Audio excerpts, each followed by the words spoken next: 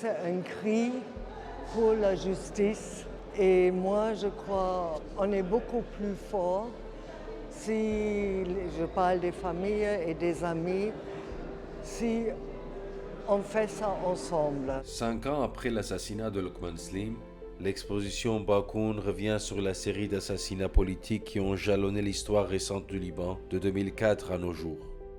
Organisée par la fondation Lokman Slim, Oumam, Dar el-Jadid et la curatrice Katia Jarjoura, cette exposition réunit victimes et familles en quête de vérité. Une violence politique s'est soldée par des assassinats et d'autres tentatives contre 21 personnalités. Parmi elles, des figures politiques et médiatiques célèbres, d'autres peu connues du public. L'exposition se décline à travers les photographies en noir et blanc d'Edouard Elias. Objets figés, chambres abandonnées, route fatale. Et on est aussi allé au lieu du crime. Et ça, ce sont des processus qui sont vraiment douloureux. Le lieu devient alors espace de débat et d'échange historique autour d'un passé collectif libanais encore piégé et souvent tabou. C'est maintenant, depuis 1 an, depuis que le Liban a retrouvé un peu de ses libertés, pas toutes, depuis qu'une partie des armes a été jugulée, pas toutes, que les gens osent exposer par où ce pays est passé.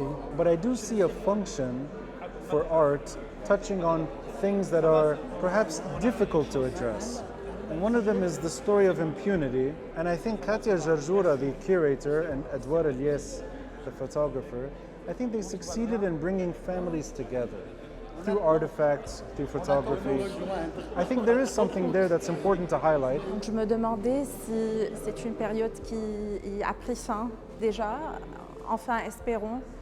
Il reste à voir comment les enquêtes concernant, par exemple, l'enquête du juge Tariq Bitar et l'enquête concernant l'assassinat de Lokman Slim, comment ça va avancer. Pour la plupart des participants, l'art n'est pas la justice, mais créer librement, raconter l'histoire, c'est ouvrir la voie à la justice.